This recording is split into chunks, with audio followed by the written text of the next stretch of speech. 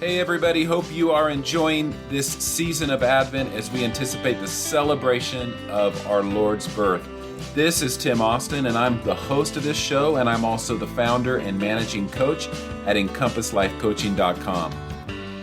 What do you do when vision collides with unmet expectations? Holding on to a vision, as our guest will share today, can sometimes feel like holding a tiger by the tail. When so much about living in uncertain times and places is focused on survival, how can we keep the vision alive and not neglect the people most important to us? These are real questions not only for cross-cultural workers, they are universal concerns for anyone desiring to maintain a healthy work-life balance. My guest today is David Lovett. Dave and his wife Pam were one of the first global worker families that me and my family connected with when we first landed in Central Asia back in 1996. To be precise, it was Thanksgiving Day of 96 when we arrived in Tajikistan. Back to unmet expectations. Tajikistan is both a place of happy surprises and unmet expectations. We experienced a mingling of the two throughout our 16 years of service there. And we experienced a lot of it side by side with Dave and Pam Lovett, doing life and ministry together. The conversation you're about to hear has come quite a few years after our families moved on from Central Asia, went our separate ways, and embarked on new adventures of our own. And while it may sound a bit like old friends reminiscing, you will also discover some key insights from our reflections together. Dave and Pam have served with Operation Mobilization for over 40 years in India, Pakistan, Bangladesh, Tajikistan, and Afghanistan, and are now leading OM's ministry in Iran, India, Pakistan, and Bangladesh. I invite you to read a more detailed bio of this very interesting couple in the show notes for today's episode. For now, let's dive into my conversation with my friend, Dave Lovett. Dave, it's great to have you on the show. I've been wanting this for a while, as you've seen, as you know, the string of emails that we've had together and trying to make this work. And here we are. We're in a conversation now. So I'm just thankful that we can chat today. So welcome. Yeah, Tim, thank you so much. I appreciate your patience and persevering, and especially because we're old friends, coworkers. It's great to share together with you like this. It is. Yeah, we could spend all day or a long weekend reminiscing, I'm sure. Just even before the call here, we were reminiscing about life in Central Asia, and kind of could continue that on and talk a little bit about maybe reminisce a little, have a few questions to get us started. But tell us where you're at now and what you're doing. Okay, great. Well, thank you again. I'm currently based here in the USA and have ministry responsibility with some other guys and a leadership team overseeing what we're calling Western Central Asia, but it's broadly speaking Turkic-speaking world, Persian-speaking world of South Asia. And so doing a lot in more of a support role, training, coaching, advising, supervising ministries, and trying to help, like your vision, raise up a new generation of young cross-cultural workers. So traveling probably 50-60% of my time over into that part of the world, the Middle East and Asia, and doing a lot virtually, especially with COVID right now. Mm-hmm. Okay. Yeah. And we just to give a little context, we go back a ways, and from you, when did you first arrive in Central Asia? Give me that year, because I know it was several years before we did. Well, and it's two parts for me. One is that's right. Mm-hmm. Yeah, I first went out to Pakistan and started working with Afghans back in 1979. So I was only 23, single guy banging around out there, and then Pam and I, my wife, when we got married, we went back out in '83. And spent a couple of years eventually there in the Pakistan-Afghan border learning Persian, Afghan Persian. Okay. and then took a year off to do a master's at Wheaton in cross-cultural studies, and then went back 1991, 92, started to look at Central Asia, or Tajikistan, as we so fondly remember. Right. Okay. So yeah, and we arrived several years later, 4 or 5 years later, in Tajikistan. I think it was. Well, I vividly remember when we arrived because it was '96, Thanksgiving Day of '96. Now, Right? why? Oh my goodness. Okay. First tip for those who feel called to the field and are wanting to make it a good transition. Try not to leave on the holidays, or try not to land in your new location on Christmas or Thanksgiving or something like that. We could have easily stayed and spent some time with family back here in California before we got on the plane to go to our first assignment, which happened to be the assignment which we had for 16 years in Tajikistan. But how much I just remember landing there, and our colleagues who worked closely with you at the NGO, Mike and David, picked us up and from the airport, dropped us off at the little guest apartment there, and that first night, even my wife and I were eating ramen noodles out of a bag, just trying to even find a way to heat water because we weren't familiar with the place, and watching tanks go up and down the main street there, and we're like, what did we get ourselves into? Crying in our noodles, and so that would be my first tip for those who are going. Try to time it a little better than we did. I think it probably would have been a little better if we would have waited. But you know how we are. We're excited. We're right. energized. We want to get to the place where we feel God is leading us and has called us. And so that's where we were at. And God, by his grace, but he was good. And so he helped us to stay even with kind of a bumpy start there. So tell me about, didn't we not have you over for Thanksgiving meal? That's the big question. I thought you might ask that. Did you not have us over? I could really hold this one over you. But you know what? Actually, there was an embassy Thanksgiving dinner that day, and I think all you guys were going to that.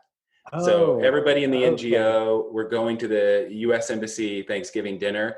And we were like, we were dead. We had traveled for 3-4 days straight. Sure, and so actually we did get an invite. So, but we were like, they're good. No way. We just can't do this, Not a good first impression. No, I agree with your idea though of trying to be as practical as possible when you're flying and entering into a new country. Yeah. So what was it like for you and Pam? Let's go to married life. What was it like for you and Pam and your first hitting the ground? I mean, by the time we got to Tajikistan, we had already been in India, Bangladesh, and Pakistan. So in a sense, some of the bumpy initial lessons that we had been trying to learn, I put it like that. Right. You think you've learned that we carried with us into Tajikistan. I think that I just had finished my master's in cross-cultural ministry, and so I came out with this whole new burst of idealism. When you're doing all those kind of studies and you're getting all this theory.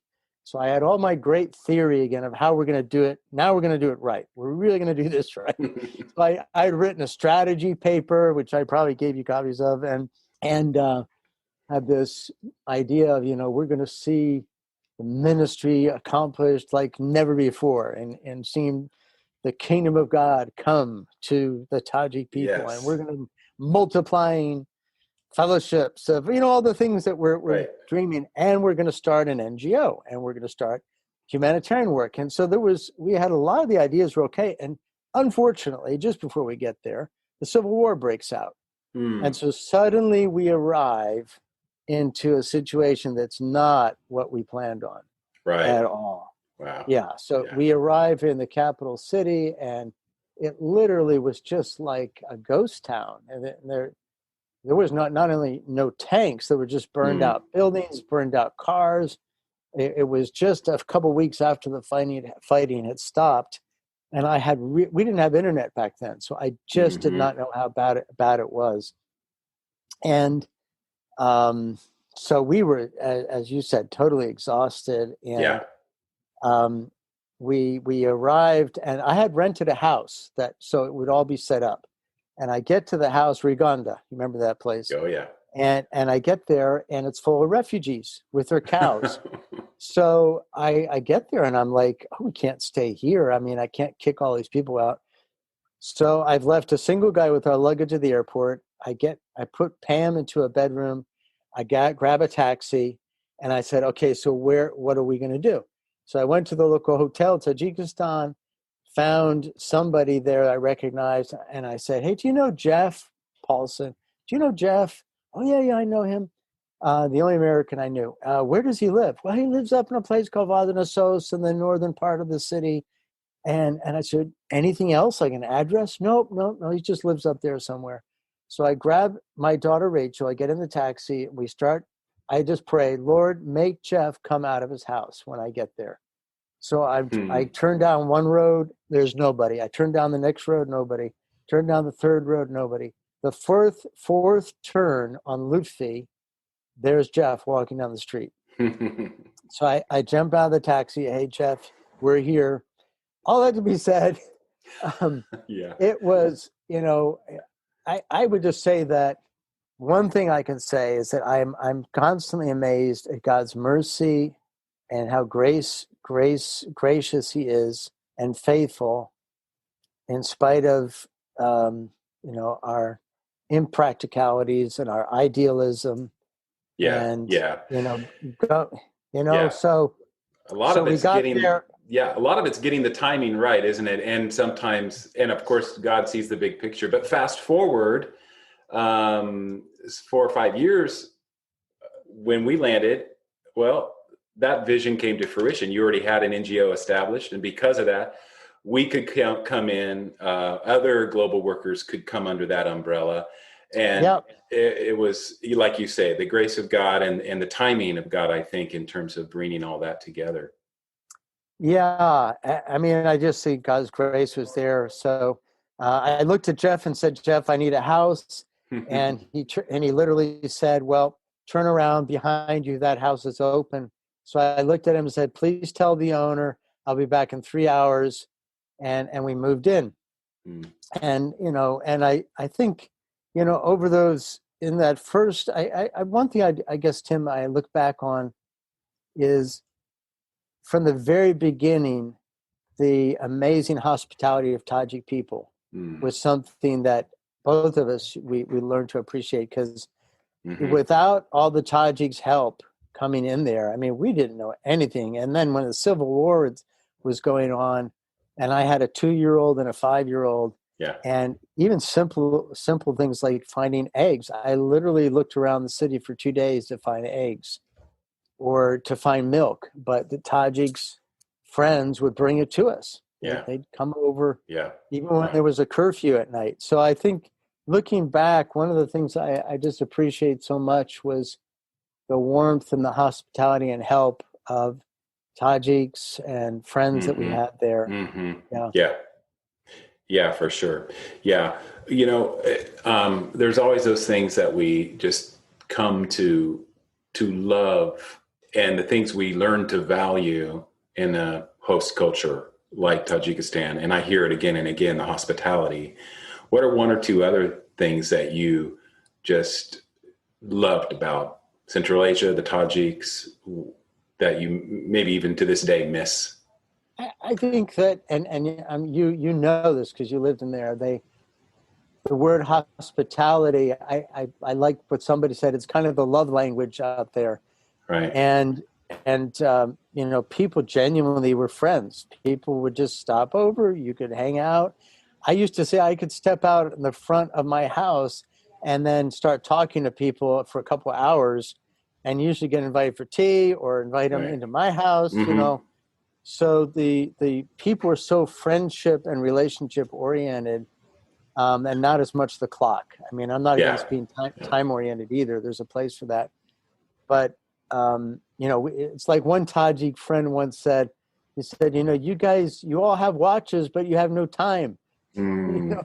Yeah. So Yeah. I think the willingness people had they would bend over backwards. They Yeah. would Yeah. stop. And, That's good. the friendship was a really, really valued part of our Yeah, lives. I agree completely with that. And that was our experience too.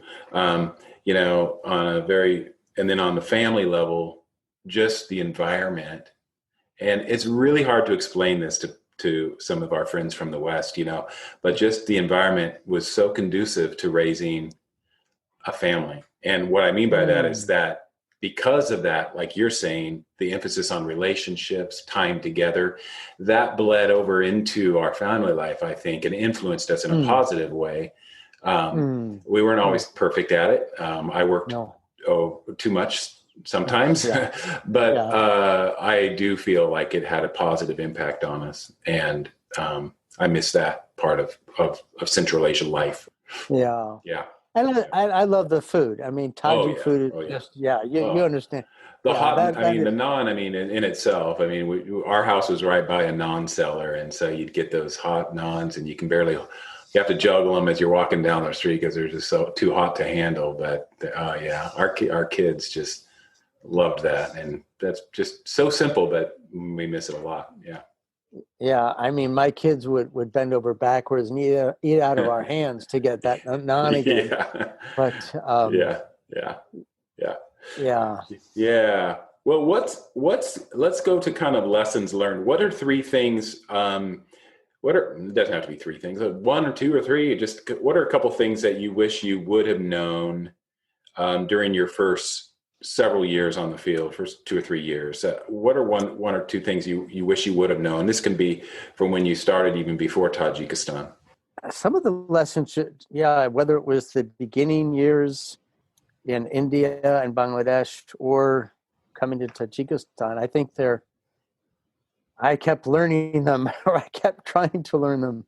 It's hindsight, as we say, is 2020, and nowadays I'm going back to younger leaders thinking about this a lot and trying to give some advice and coaching and saying, hey guys, if I could do it again, I would do it differently. And I think that, and some of it's our personalities. We are, and as organizations, we're very task oriented. We're very vision driven, goal driven, and we breathe that. Right. And yet, and I can think over the years, I would have, churches, donors, supporters, my own organization banging on my door for reports or for whatever it is that they wanted. And I used to say, but my kids wouldn't do that. My kids, they would, it's not that they wouldn't come and talk and say, hey, Daddy, I want this or that. But, adults are in my face. You know how it is. And sometimes I think I used to say vision is great, except it can be like a tiger by the tail, that some things that it can almost come back to bite us because the price tag of vision often isn't talked about. What is it going to cost? True. Yeah, so true. And spiritual warfare as well. I don't remember hearing a lot of honest talking about what is the nature of spiritual warfare, what can it look like, and how it can come. And I don't remember in leadership, especially as we got more into leadership. Now I'm rambling a little bit, so let me slow down. I would say family life, if I could do it all over, would have set more boundaries and maybe just lowered my goals a bit to and maybe try to be a little bit more realistic. Well, definitely to set more boundaries and to say, okay, this is what I'm going to do, and here's the parameters. Right. I'm not going to sacrifice. So we say as cross-cultural workers, we're some of the worst people at breaking one of the 10 Commandments, which is keep the Sabbath day. Well, we don't keep the Sabbath day, right, right. Yeah, yeah. I think prioritizing my family and making sure I have taken time for more breaks. Yeah. That would be a lesson, definitely. And I'm saying to younger leaders, make more time for your kids. Good. Because the work is just never ending. It always is more. Yeah. You never hear someone in reflecting on their experience, whether that, some kind of full-time ministry or work, saying, I regret spending too much time with my family and not enough in the ministry or the work. It's usually the other way around. And yeah, it's just like you said, that vision can be like the analogy there, a tiger by the tail, just letting that drive you to the point, of neglecting other areas. So couldn't agree with you more there. And I think I would agree with that totally, Dave, in terms of my own experience, wish I would have, boundaries were always important. And I think in that culture, in Central Asian culture, so many of us had an open door policy, just because that's the culture there. I mean, there's a private space, personal space is just not even on the radar, Yeah. And so I think that just, okay, but to stay healthy and sustainable long-term, how can I still be part of life there in that culture, but also take care of my family? Good. For me, another one was language learning. Just, I always wish I would have done more, gone deeper with language learning and history too. I love history. I'm kind of learning that during my middle half of life here, how much I enjoy history. But back then I didn't really give it enough thought and reflection on the history, what led a people, a country to this place and time, to this, and how does that relate how does that relate to the opportunity that exists now? So I think just a student of culture, a student of history, Yeah. For me, I wish I would have done more of that. Yep. I 100% agree on the language thing too. I mean, I think when we think of priorities in terms of where do we make sure, I mean, I remember talking with you when we were in a leadership team together, we were trying to make space for people that, as best we could to navigate that. How do you make sure people are getting time? Because we all have this desire to get active and get busy and say we're accomplishing something. And it doesn't feel like you're doing much. I mean, I remember one friend of mine who had learned 3 or 4 languages. And I said, do you just feel you have a gift for this? And he said, no way. He goes, I said, language learning is like digging ditches for a living. You're just plodding into it. But, back to the prioritizing of things in our worlds, I think the tension of our vision, and so I'm not going to go on too much about it, but because when you're young, when we have younger and we're idealistic and we've got vision and we want to, we start dreaming big, and oh my goodness, I just tell you, this is funny. I recently had a guy come to Iran as a worker there. And he came in and he said, I've been praying for 10 years and I'm just ready to come and die for Jesus. And I looked at him, I said, why don't you just try living for Jesus first? It's okay, But seriously, it's, I'm for just how do we keep good priorities? Yeah. And this, things like spiritual rhythm. How do I keep the basics in my spiritual life? Yeah. That it doesn't, because I found myself, Tim, sometimes willing to sacrifice, willing to give, and slowly I found my own personal life getting squeezed out. Right. Yep. No, totally, Dave. I agree with that. And so what has helped you, and maybe it's something you've learned post being on the field, or maybe something there, but what has helped you, maybe a practice or a resource that you would point people to that has helped you kind of stay in the game, sustainable spiritual life and vitality? Well, I think, I mean, some of the things we're talking about right now, it's not that I wasn't aware at all. So, I Right. mean, I just reflecting, saying, I wish I'd done it Yeah. more. So, I mean, the practice of a daily quiet time, Hmm. daily devotion, prioritizing prayer, reading scripture, for me, that was always there all those years. Um, but I just think, so in a sense, I look back and say, when the times really were tough, when it was the hardest, it was always coming back to Jesus, always back to the Mm, Word of God in prayer. yeah. So that was, my Psalm 91. So that discipline of going back, I think a group of, the other thing was our team life to some degree. Hmm. One of the things that was so key for my survival was we pulled together as a leadership team, and we had a few of us standing together, not trying to do this alone. Right. And so I think that community, to whatever degree we can have some kind of team life, some kind of community Yeah. that we're a part of, that it's not lone rangers, I'm out there on my own, and to Hmm. some degree accountable to other people, that helped us definitely was a survival Good. Good. mechanism. The other thing was for me, I reached out for help. So, I mean, I think I realized pretty soon after being out there together that we were pretty isolated and alone. And unless we found mentors and coaches and either tried to bring them in, I wish I had done that more and got more and intentional coaching, mentoring, built that into my life, as well as maybe into our DNA Mm, of recognizing how valuable that would be it's for good. us.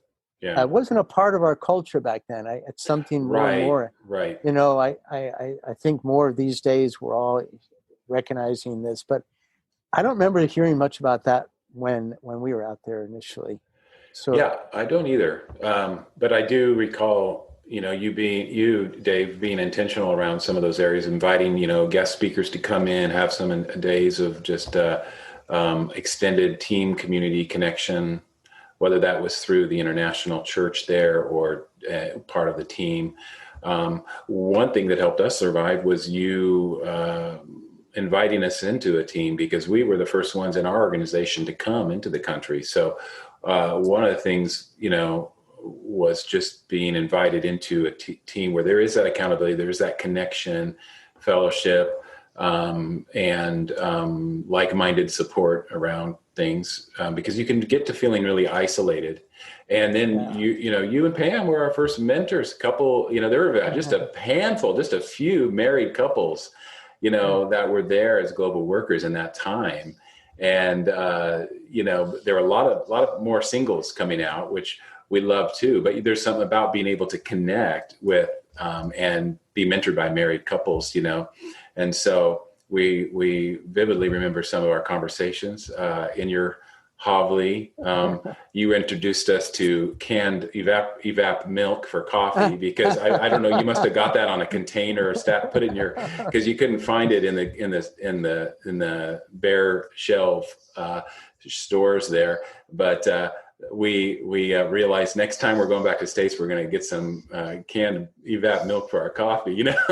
Then we discovered, wow, we can get great village coffee or milk from the village. So yeah, but all those things were significant conversations and connections. Here's a reminiscing. Okay. Here's a funny. Okay. Remember the Fruit Loops that came in on the container? Oh, I do. Yes.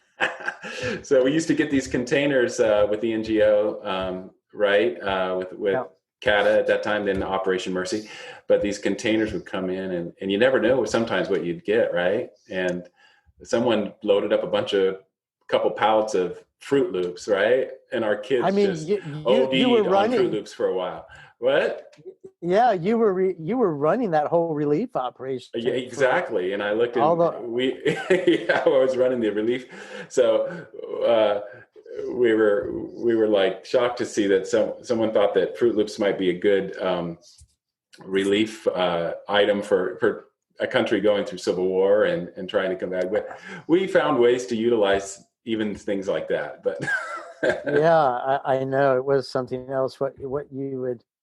But it was that like the box of chocolates. You didn't know what you're going to you get. didn't know what you're going to get. That's right. That's right. And we got Um, Yep. One year we got right after turn of the century, Y2K. We got cans and cans of these dehydrated beans and soup mixes and all that stuff. Now, some of that was actually good for the villages that we were doing relief work in. So And that continued. I mean, what you had started continued for quite a long time and helped hundreds. I think it was hundreds of thousands of people there. Yeah, and even went into northern Afghanistan at times. And northern after 9/11. Yeah, 9/11. So, yeah, no. Yeah.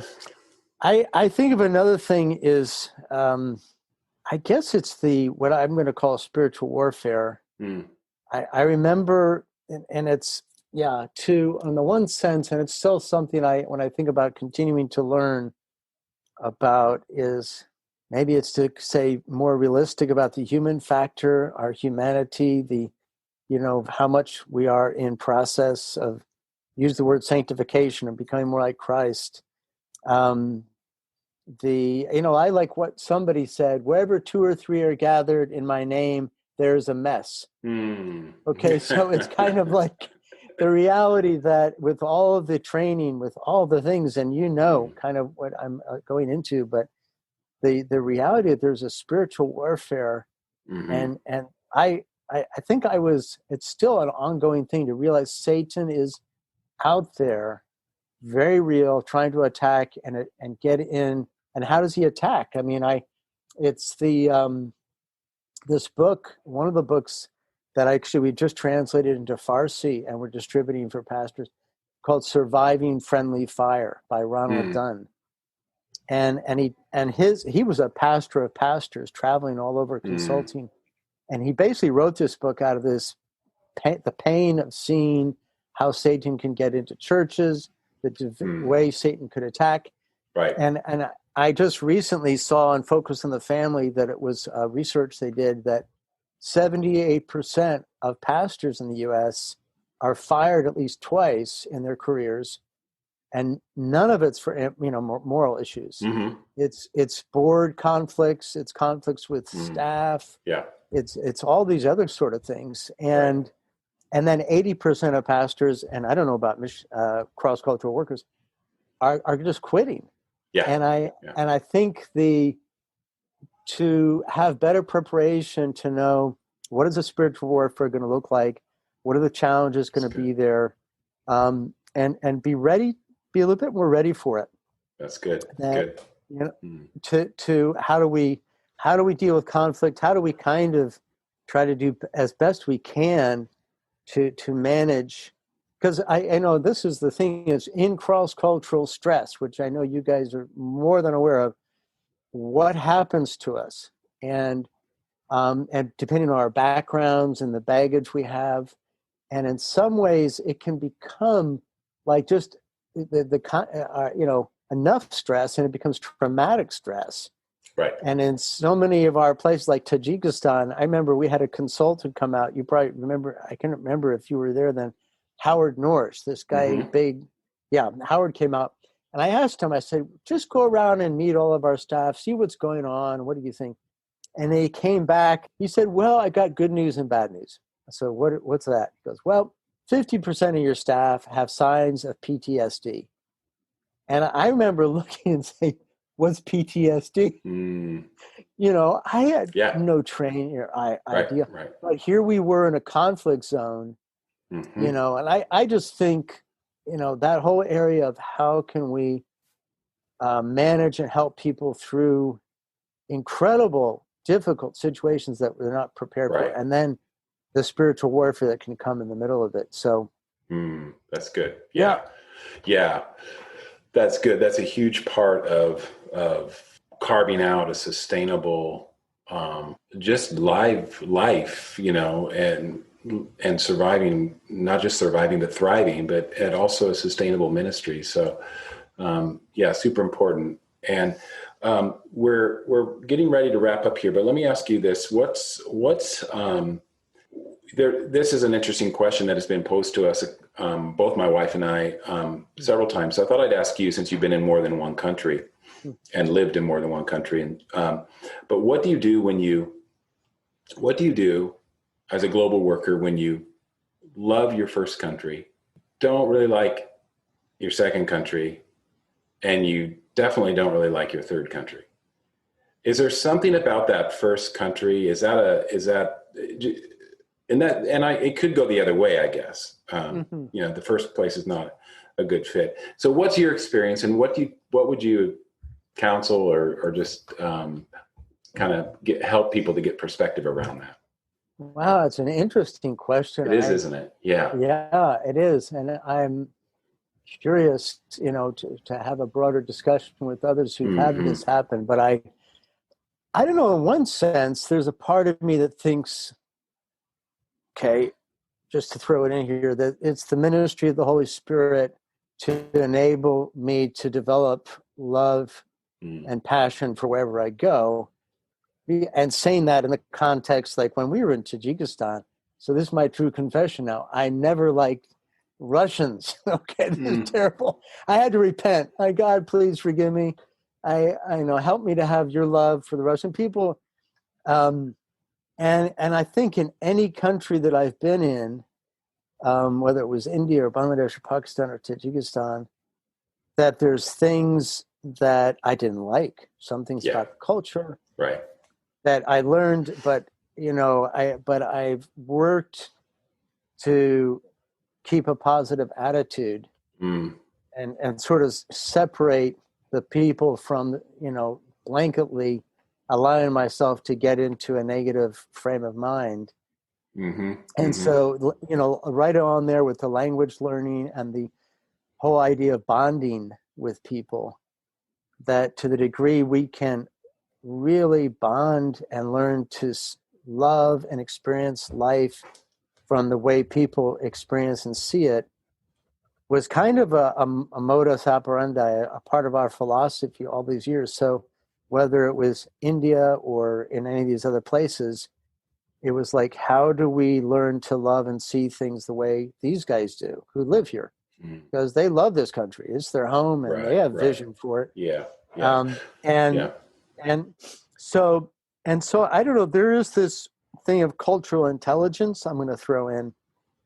I wish 20 years ago, we weren't even talking about it, and there wasn't some of the tools and resources like we have now. But I think the training and materials and resources that are there, right in there with the language learning and working at having a better experience of cross-cultural learning that takes me to a deeper level in what we're calling cultural intelligence. So one of the resources is Knowledge Works out of Dubai, and they have some assessment tools that's different than David Livermore with his thing in California. Those are resources that I think would be useful as reflective tools for at a different level in going into the cross-cultural experience. And the only other thing is Chuck Swindoll. I mean, this great quote said, life is 80%, only 10 or 20% about what happens to me. It's 80% at how my attitude is in responding. So isn't that true? Yeah. So true. Good. Say that again, Dave. Swindoll's quote. Yeah, Chuck Swindoll, he said that life is like 10% what happens to me, 90% my attitude and response to it. Yeah. I can't do anything about the negative things, but I can choose to not allow myself to get negative. Good. I like that. And so some of this just really goes around being a student. Again, I think I hear you saying being a student of language and culture, wherever you go, wherever God sends us, is a way to begin to grow an appreciation. And that may be harder. In the example that I gave, it may be harder for some people because in some ways we feel like we have to reject the old or the place we were at where we have roots and embrace something new. And to an extent we do, but that's part of our history. That's not something we don't have to, we have to give up completely.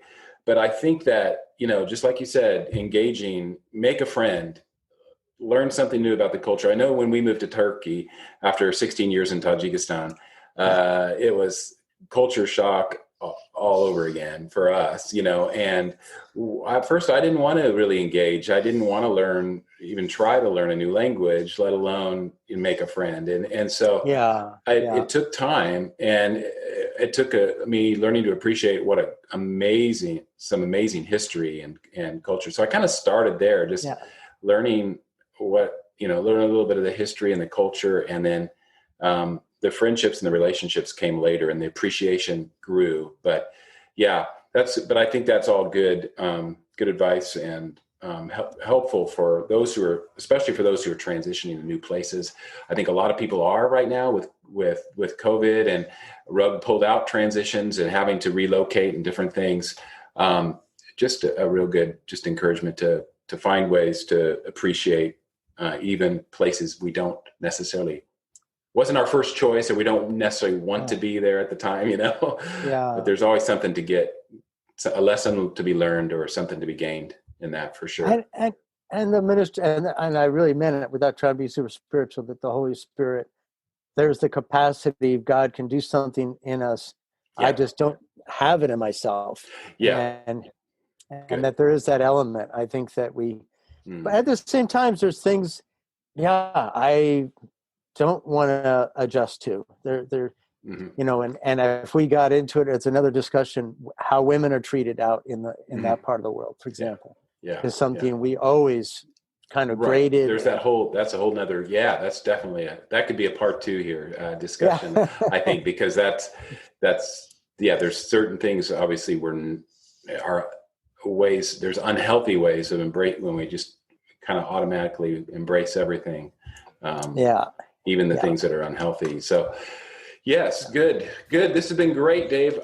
We're going to sign off, but I've again, thanks for being my friend and mentors, you and Pam, and for the example you set, for the way that you led, and the road that you paved with God's help to get us to get a work established and get and provide a place where people like us, the newbies, could come and join in the work. And so just thankful for you and Pam, and hope to be able to have some face-to-face time in the near future.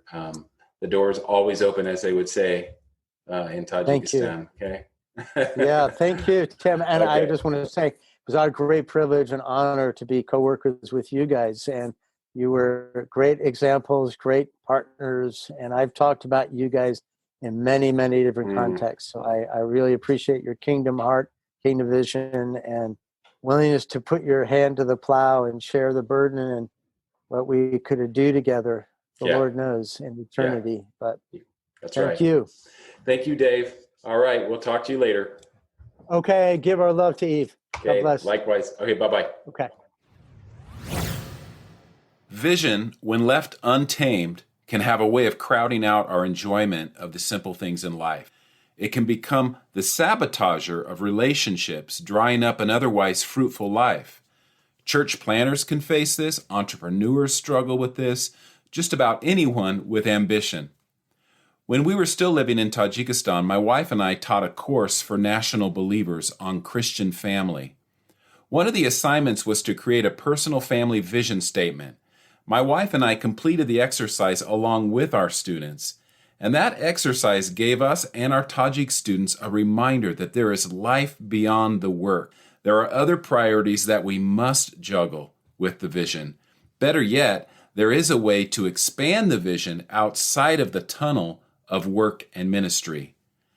What's your vision today? Does it feel like a tiger by the tail? If so, could it be time for a reset? What's important, and how can I expand the vision in order to live with no regrets? Working with a coach is a great way to move forward and toward a greater life-work balance while keeping the vision alive. Book a discovery call with me at encompasslifecoaching.com to explore coaching opportunities in the new year.